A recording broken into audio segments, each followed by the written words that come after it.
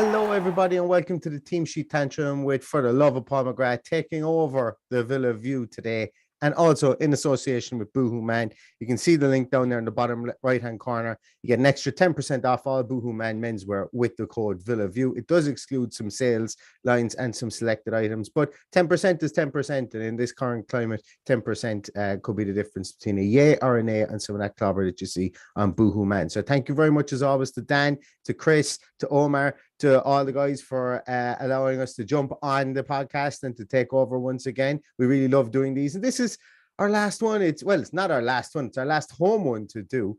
So we're going to try and, as I say, make it a good one. But we can only really do what Stephen Gerrard does when he sends out the team sheet anyway. My name is Neil Dunworth. As I said, for those of you who don't know me, I'm from the Love of Paul McGrath podcast. You can see all my details down here if you think that I'm sound. If you want to follow me or anything like that, you can see us on For the Love of Paul McGrath podcast below. But I'm not here on my own. Thanks be to God, I'm not here on my own. I've got the wonderful Paddy is here as well. And Paddy, it's a really strange one, you know. We've got Leeds fans wanting us to win, look, cuddling up to us to be our best friends. We've Liverpool fans cuddling up to be our best friends. All of a sudden, we're like the girl at the party that took off her glasses and everybody realized she was actually smoking hot, you know, in one of those teen movies. That's what we're kind of like at the minute. No offense to anybody who wears glasses. Please do not cancel me for that. I'm glad I left my glasses off tonight. It's a metaphor. It's a metaphor more so than anything else. But yeah, we seem to be that. Like, everyone seems to have these admiring glances at us at the moment. I was on the Premier League fan show today that's aired outside UK and Ireland. And it was really interesting because they wanted to talk more about Sunday and what we're going to do to affect the title race. And I said to them, whoa, pump the brakes. I'm going to sound like a football manager. We'll concentrate on tonight first, and we'll make sure that we uphold the integrity of the Premier League tonight first, and then we'll worry about what happens on Sunday afterwards. But Paddy, what's your view on it? How are you feeling? Have they all come out of the woodwork to tell you how much they love you now that we have a say in both sides of the table? Yeah, and you forgot Everton fans as well. There's a good few of them around, so they were pretty happy with us beating Burnley the last day. So, they, depending on what happens in their game, which I think runs at the same time as ours tonight, that they'll be cheering for us too. So, it's an interesting one. It's nice to have two games when we've nothing to play for and be involved in the title race and the relegation dogfight that's there. So, and it's nice not to be involved in it for once. Exactly. Yeah, it absolutely is. It's great to have. It's great to have that. Yeah, that kind of opportunity to still be admired and to be, you know, have a game flexed into Sky Sports coverage. And for people, as I say, to be talking about Aston Villa with 2 games to go, yet we're like, realistically, we could field their under 16 team, and wouldn't be any snot off our nose, you know, at the end of the day. But we want to uphold hope. We'll know in 5 minutes time if we're going to uphold the integrity of the Premier League and we don't start our under 16s. But I would imagine that Stephen Gerrard is in very bullish mood in both these press conferences to the written media today, and he was on Sky Sports as well today, or there was some Sky Sports piece on him today as well, where he was very bullish about if players don't want to be here next season, they don't have to be here. He said the same thing about staff. Came across bullish about how he's going to approach the next 2 games. So I don't imagine that he's going to take his foot off the gas with these team selections tonight or on Sunday at all. No, and as you mentioned previously, it's all about integrity. It's all about doing the right thing.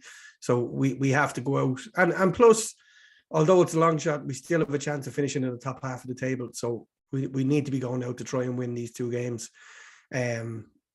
Burnley will probably snap your hand off for a point tonight, so we will have to be wary, and we'll have to be on our game. And the last thing I want is somebody accusing us of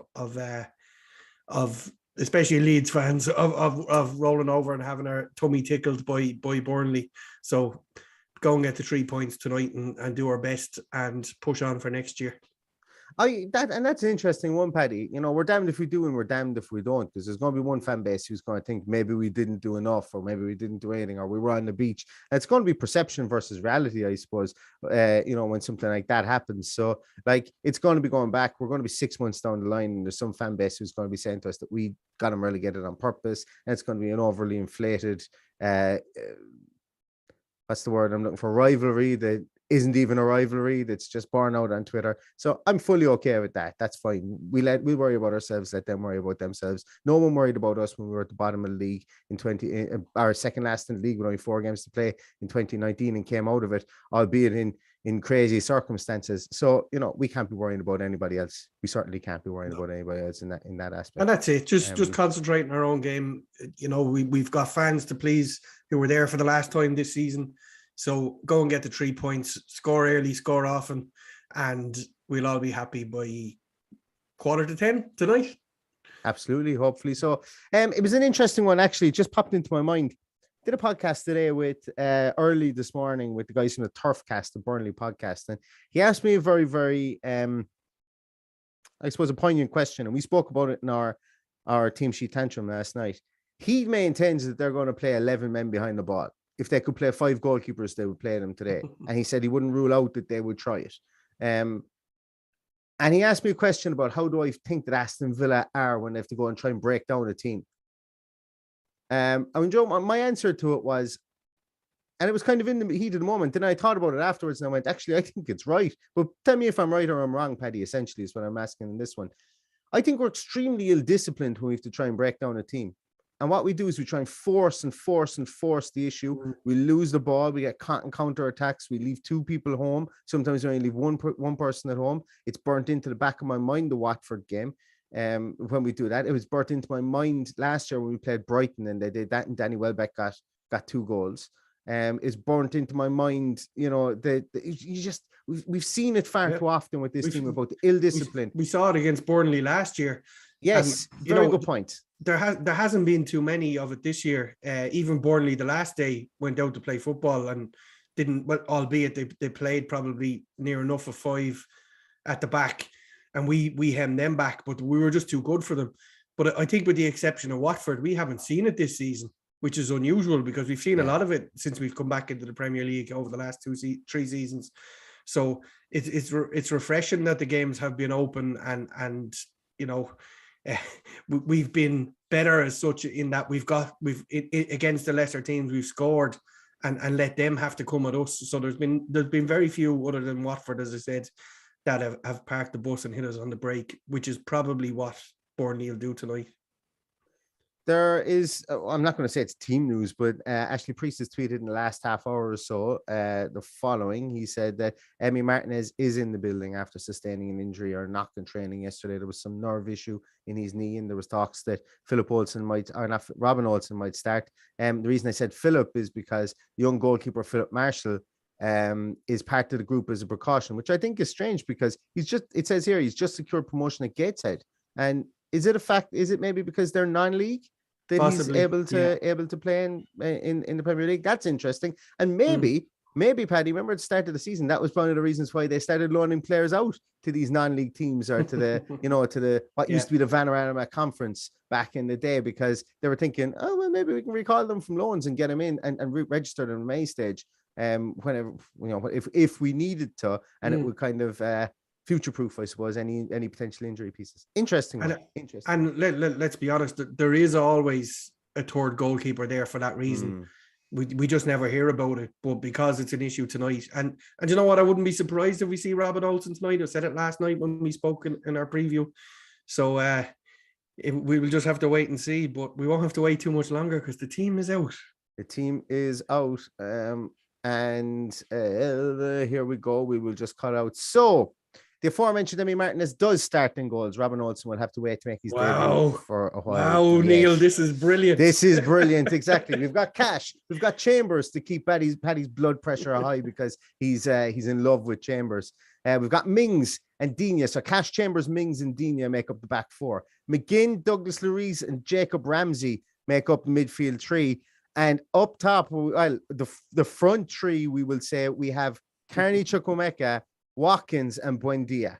So we are playing with the 2 10s, but not the 2 10s that we expected. Although I am going to have a little victory lap. I think I did mention on the podcast last night that he could do something like starting Carney Chukwuemeka. So I'm going to take that as a victory for me. And look, there's tweaks, there's changes. And I think it could work. But the one thing that jumps out on me here Is this a 4-3-3?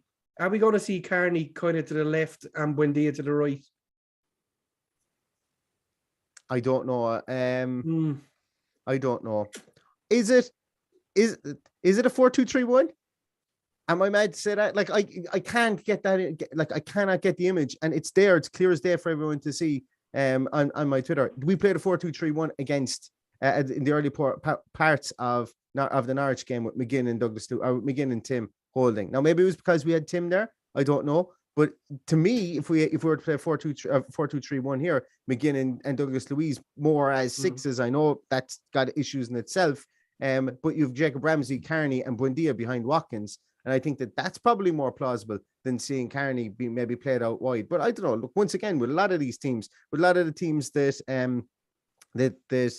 Steven Gerrard puts out, it's very much a suck it and see for the first 5 minutes, and then we'll figure out what way the formation is, because he's switched between the 2 9s, the 2 10s. For me, this could be a 4-2-3-1, and I'm not opposed to it. I'm not opposed to it because it would allow us to press higher up, specifically if they are going to park the bus. It would allow us to get people further forward. I mentioned in our preview podcast as well, Paddy, that we don't need a number 6 essentially. So really, this could be a 4-0-6.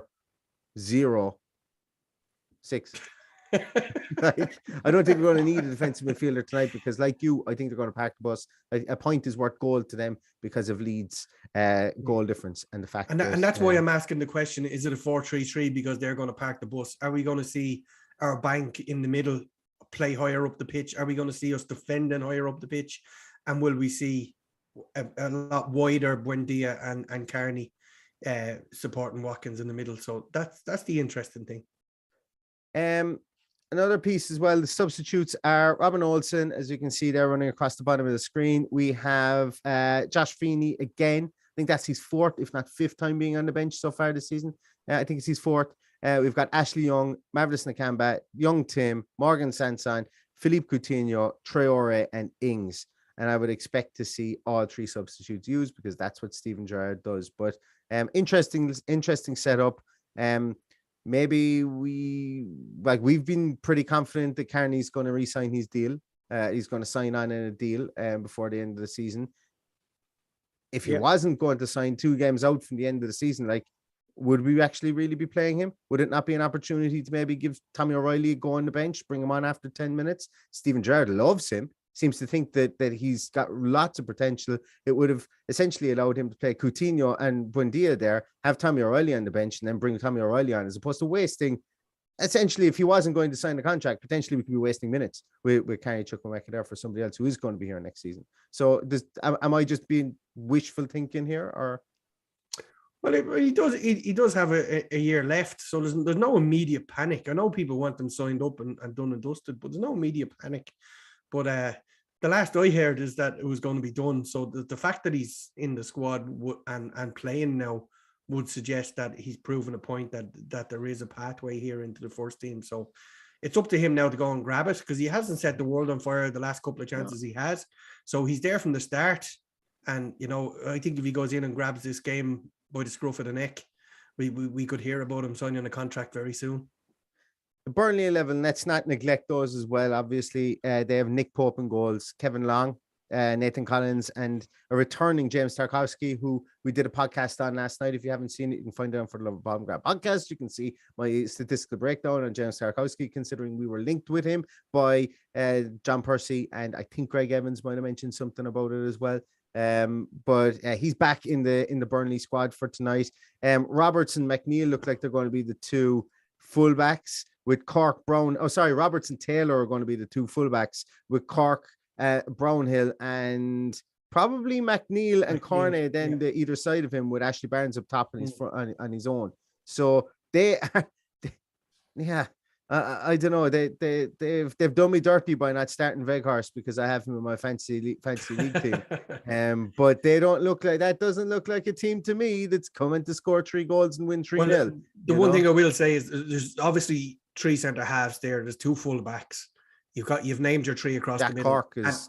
Ashley Barnes is there because he's probably the quickest of what they have in attacking options. So if they're going to hit us on the break, you will see him sprung into action, because he's definitely the quickest from I've nothing to base that on other than my visuals of watching them play. He must be quicker than Veghorst, like. Pardon? Be quicker. He must be quicker than Veghorst. Oh, he is, yeah. I think I'm quicker than Veghorst, but anyway. Good, great in the air, great scoring record at Wolfsburg. I'm going to say it was great scoring record there. But yeah, he is what he is from a striking point of view. Paddy, how confident are you seeing the two teams there? Are you confident that Aston Villa are going to put on a show for their fans? Given that the statistic we heard just before we came online that Villa haven't done the double on Burnley since 1925. Outrageous stuff. And there's a lot of times back in the 50s and 60s where we would have been in the same division. So it's not a new thing to be playing Burnley.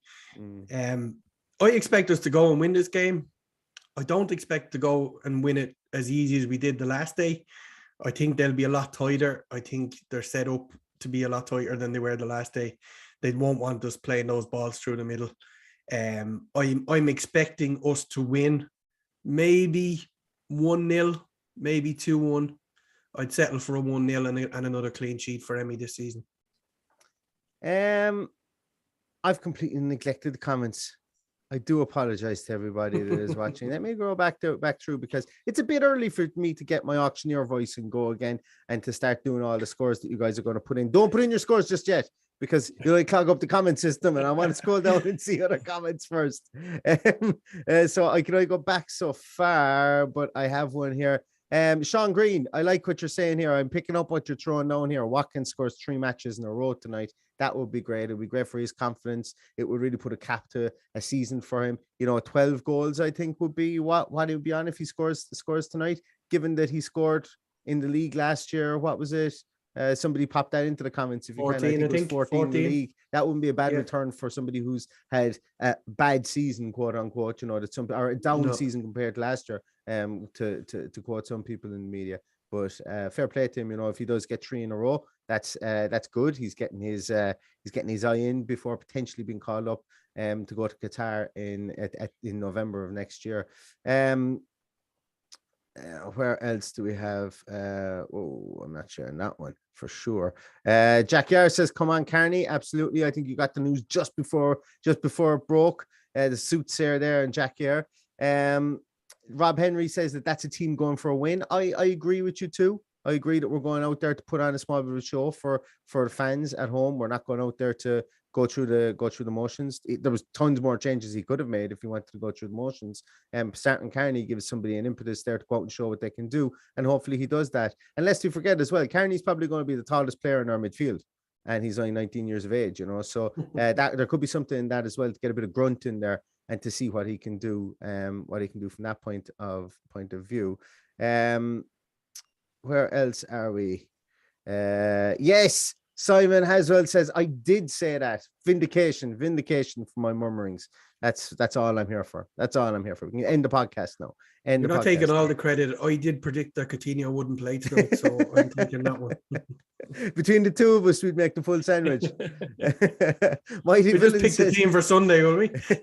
Mighty Villain says, "Oh, the old 406. Yeah, the formation, the old formation. If any of you guys watched the Super Villains documentary on BT last night, it was absolutely brilliant. And I know it's completely off topic here, but if you haven't seen it, get to see it. I thought it was absolutely brilliantly done. I thought it was tasteful. I thought it told a proper story. But what I loved watching was some of the goals. Fellas were just kicking it as hard as they could. And I love to see that. But at times there was a 4-0-6 feel to the games, the way the teams broke at pace back then. It was a completely different game. And 2 points for a win. Seems mad now, doesn't it? 2 points for a win in the league. Craziness. I'm reliably informed that people can watch it again at 6:15 next Wednesday evening. 25th. So stick that in your in your diary. It's the day before Rotterdam Day. I heard it actually happened me on. I watched it live, but I didn't get it recorded because with the Europa League game running over, I foolishly didn't record the program after the Super Villains, which I normally do, and then I only got the last 20 minutes of the Super Villains thing because of my stupid DVR box. So if anybody else fell victim of that, yes, next Wednesday, as you said, at 6:10, I think is when it's on. Bog the Villain says, shame for young Tim. Carney really has to, oh, it's not up on screen. There it is. Shame for young Tim. Carney really has to prove himself tonight because I am not convinced. I think that there is two factions. I think, and I think almost rightly so. I think there are two factions. There are people who've said Carney's going to be great. He's going to prove he's going to be brilliant. And there's another faction that's kind of like, oh, I don't know if he was that good, maybe we wouldn't be able to turn our noses up at him and not play him in games as much as we are playing him at the moment.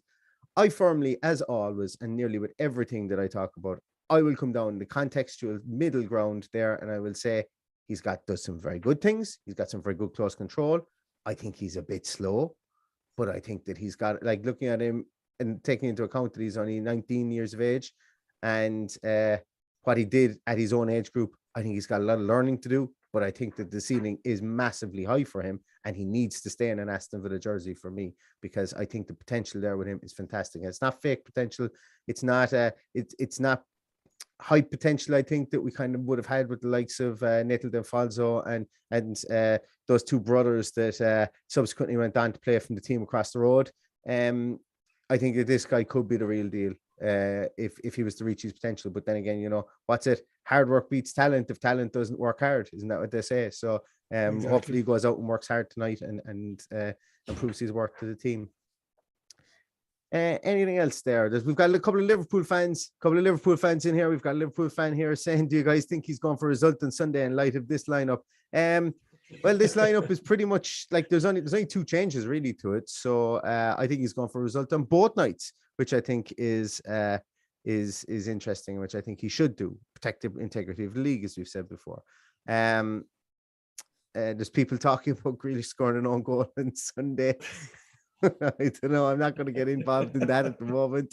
Right. So, guys, it's 13 minutes past 7. I know Paddy has a hard stop here at about 18 minutes past. So, anybody want to get in their score predictions? We'll try and get down through them. We'll go through. I'll try and limber up the voice for the last home team sheet tantrum of the season, where we hope that Aston Villa are going to go out and going to give Burnley a good game of it. And what I mean by that is a 2-0 win for Aston Villa, because that's what I'm predicting now that I've seen the team sheet. I think Burnley will concede an early goal. I think they'll have to come out of their shell, and I think it will be 2-0 Aston Villa.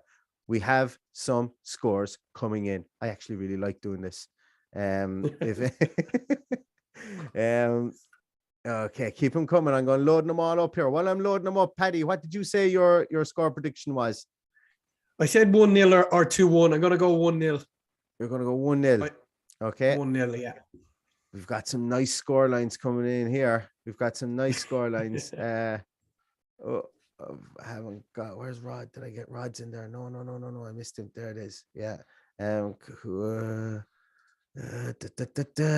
Martin, Kai Evans, Jordy Villain. It's mad when you're doing these for so long and you get to know the names and you're going, oh, brilliant, he's here again. Oh, excellent. Oh, he always shows on. Hey, and that's what I mean by that is thanks so much to everybody. It's been a long year, but we couldn't have done it without you guys. You couldn't have done it, I think, and I probably speak for the guys in the Villa View as well when I say that it's great to have you guys all around, and the fact that you comment and that you get involved in everything is absolutely fantastic. We are nearly getting there. I'm going to give you another minute for your scores in. And there's Anwar. Okay, we'll give you one more chance. Going once, going twice, going 3 times. Okay, here we go. Let it rip. So, Billy Jones says 2-1 to Aston Villa, I presume. Daniel Hobson goes 4-1 to Villa. Daz Bull 26 says a steady 2-0 tonight. Aidan D says 2-0 win. Carney and Emmy. Kerry Louise Henderson, apologies for butchering your name. 2-0 Watkins and McGinn. Ronan Ward 2-0 hashtag up the Villa. Noel Connaughton 3-2 to Burnley. Connaughton, you're barred from Tafts and Galway. I'm going to tell them what you said. Patrick Hopkinson 1-1. I might be wrong. I hope you're not. Is 3-1 Dina to score. welter. Oh, that sounds nice to me. I Kick Daily says 2-0 Carney shines. Carney shins one in from 3 yards. Shane Coleman 5-0 to Villa. As always, Shane, I love your optimism. George Blanchard says 2-0 to Villa. Rob Henry says 2-0 to Villa. Carney and Chambers. Mighty Villain says 4-1 Villa. Watkins hat trick. Rod Humble says Head says 0-0. Hart says 2-0. Always go with your heart. Kahua Gaming, I missed your one there. I actually clicked the wrong one for you. I think I have it there in a moment. Is 6 says 2-1 to Villa. Late consolation goal for Burnley, but won't be enough. Up the Villa. Ryan Martin says 3-1 Villa. Watkins brace. Gary Edmonds says Carney needs to start showing us what he's got. He hasn't done it yet. And I think your score prediction has come up in a moment. Steve B 19111978. I hope that's not your phone number, Steve. 4-1 up the Villa. Jordy Villain says 3-0 to Villa at halftime. 10-0 full time. I didn't see the 10-0 part coming. I'll be honest with you. Bog the Villain says 3-0. John Gameson says 2-0 up the Villa from Sunny Torquay. Cat Cannon says 3-0. I presume the Villa will take it for sure. Hookah SC says 3-0 Villa up the Villa. Carney to get 1, Watkins to get 2. Sean Green says 3-0 Watkins, Mings and Bertie. Cloudy with a chance of UFO says 2-1 Burnley, a frustrating game ahead. British Mix says 4-3 to Villa. I would love that. As long as we win, I think that would be a fantastic game to watch. Kahua Gaming says 9 points to 3-11 to Villa. An Irish reference in there for sure. Darren C, tight game. This will be, I reckon, we'll scrape a 2-1. Bowatelli says 1-0 to Villa Watkins. Ronan Farrell says 2-2 gents. True Magpie says 2-1 Chambers. Wait a minute. No, he'll say it in a second when it comes up. 2-1 Chambers, bicycle kick winner. I'd love it. Gary Edmonds, 2-0 Villa, Watkins and Buendia. Anwar Shah says 2-0 Villa, Meatball is due a goal. Soupy Mark says tonight we are being mainly going to win 3-1. That one troubled me, Soupy. We have a couple of more here. We have a couple of more here. Where is it? Mark is he's there. Yeah. We have a couple of more. Again, Pat Max, I have to get your one in. You've posted about 1 million times and I love it. Joseph Bell is in there. Really Random Reviews is in there. Cody and Aston and Benny Boy Show. Yeah, you're in there as well. Okay, so Retro Rich says 7-0 to Villa. Cody and Aston and Benny Boy show him 2-1 up the Villa. Mark Gezi, apologies for butchering your name. 3-0 Villa up the Villa. Pat Max with the most adorned emoji comments of the night. I love it. Aston Villa 4, Burnley 1, Watkins with 3 goals and Burnley with 1 goal. I would love it to bits. Joseph Bell, pragmatic. I don't disagree with you. I think it could as easily be in it all draw after us trying to hype it up here as well. And really random review says 2-1 Villa in a close game. We have a couple more that have just come in. Vincent Spinetta says 4-0 Ings brace, Watkins and Buendia. That would be brilliant. And Shark Spray wins the night because he thinks it's going to be 20 goals to 3 goals in Aston Villa's favour. And I think it would be spoken about on Sky Sports forever if that was the case. Well, I was going to make a prediction, but if we score 20 goals, it'll definitely happen. But I think John McGinn is going to get one tonight. I think he's due one.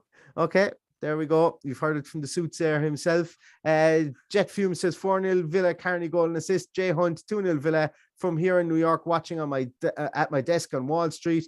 Well, hopefully some of the numbers that Villa score tonight will be like the numbers on one of those Wall Street trackers for one of those stock trackers. That'd be nice. But Joachim Signs, I apologize. I'm butchering names here. 2-1 to Villa up the Villa from Norway. Darren C, I'm not showing that post. You can't say it's going to be McGinn's last home game for Villa. I'm not showing that post. We won't have it. But yeah, we're coming up. We're going to close time in it here, guys. Give us 40 minutes before kickoff. Happy with the team. Happy with what the perceived setup is. Happy to see Carney getting a chance in there. Expectant, I think, or hopeful and expectant tonight of a good Aston Villa performance. For anybody who's at the ground and is watching, love you guys for that. Absolutely do. Have a safe trip there. Have a safe trip home. Roar your guts out. It's going to be the last time you're going to be in Villa Park for a long time for a game. So cherish it. You never know. Before you finish, Neil, a big shout out to all of the guys and girls arriving into Toronto for the North American meetup this weekend. Hope you all have a great and above all safe weekend. Have fun, look after each other. Yeah, the amazing thing to do, coming from all over the world and all over North America, to have fun together. Yeah. So best of luck, enjoy it, and wish Brett Bates all the best in hosting it in Toronto. Absolutely, yeah. And Brett, actually, a funny one, 2 years ago, before the whole COVID situation, Brett actually invited me over to, and I was there. I was on my way. I had tickets to Toronto booked and everything, but couldn't get over at this time. But I do wish you guys have a fantastic weekend, and it's great to see so many North American Aston Villa fans and see that you guys are spreading the gospel over there, like yourself, Rick Leong, Simon Leach, and all the rest of the guys. You could be here all night trying to mention you all, but you're doing a fantastic job over there, and long may it continue. And I hope you have the best weekend of Aston Villa football, and we win tonight and we win at the weekend to make it even better for you guys above all. So thanks very much, everybody, for tuning in. Really appreciate it. Thanks again to the guys at the Villa View here for allowing us to take over our channel. Also, thanks to Boohoo Man, who this podcast is in association with. As I said previously, you can get an extra 10% off all Boohoo Man menswear with the code Villa View if you use that at checkout. So thank you so much for all you do for the podcast. Give us a follow. Give myself a follow on at Love McGrath Pod. Paddy's on at Villa Paddy. We'd love to chat to you guys if you would follow us on Twitter. I'm sure the guys will be back with a post-match point probably tomorrow. We will probably be back with our own podcast as well, maybe tomorrow, maybe tonight, who knows. You never know what way we'll go, but in the meantime, let's enjoy the game, let's get settled, and let's hope Villa send us fans away with a bang for our last home game. So with that, I'm going with 2-0 Villa, and all that's left to say is up the Villa.